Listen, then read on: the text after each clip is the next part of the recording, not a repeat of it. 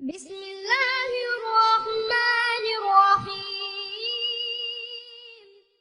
میں ایک شہر میں گیا تو وہاں آج کل وہ پہلے تھا نا عمرے کے ٹکٹ محفل نعت میں، تو آہستہ آہستہ مجمع سمٹ گیا، تو اب ایک نیا سلسلہ شروع ہوا ہے کہ جہیز کی پرچیاں نکالی جائیں گی۔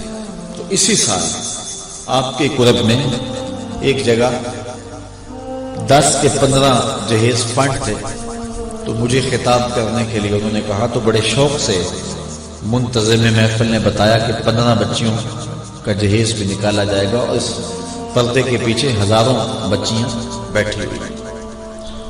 تو میں نے اپنی گفتگو میں کہا کہ یہ ظلم نہ کرو، یہ زیادتی نہ کرو، تمہارے پاس 100 لوگوں کا کھانا ہے تو 500 لوگوں کو نہ بلاؤ کہ تم پورا اندازی کر کے 100 آدمیوں کو کھانا دے دو اور 400 آدمیوں کو کہو کہ تمہارا نام نہیں نکلا۔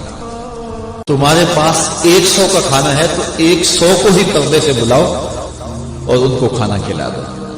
میں نے کہا 10,000 بیٹیاں اس پردے کے پیچھے بیٹھی ہیں آپ کے بقول، اور آپ ان میں سے چند کو پورا اندازی کے ذریعے جہیز فنڈ دے رہے ہیں۔ ہر پرچی پہ 10,000 بیٹی کا دل دھڑکے گا کہ شاید میرے مقدر جاگ پڑے اور غموں کی سیاہ رات ختم ہو گئی، لیکن جب آخری پرچی کے بعد اعلان کیا جائے گا کہ پورا اندازی مکمل ہو گئی، تو کتنی بیٹیاں گھروں میں جب واپس جا رہی ہوں گی تو تم نہیں جانتے ان کے قدم کتنے بوجھل ہوں گے، اور رسول اللہ کا میلاد ہو اور بیٹیاں آنسو بہاتی ہوئی جائیں۔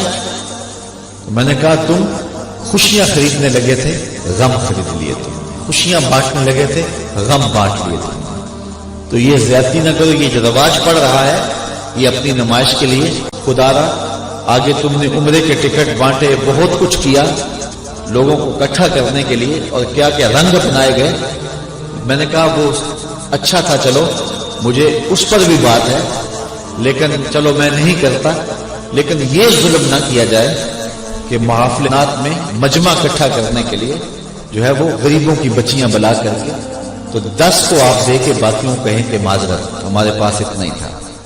تو آپ کے پاس 100 کا کھانا ہے، 100 کا پانی ہے، تو 500 پیاسوں کو نہ بلائیں، 500 بھوکوں کو نہ بلائیں، 100 کو ہی بلا کر کے پردے سے جو ہے وہ ان کی مدد کریں۔ دوستو، آج کی یہ ویڈیو آپ کو کیسی لگی؟ کمنٹ باکس میں اپنے خیالات کا اظہار ضرور کیجیے گا۔ تب تک کے لیے اجازت دیجیے، اللہ نگہبان۔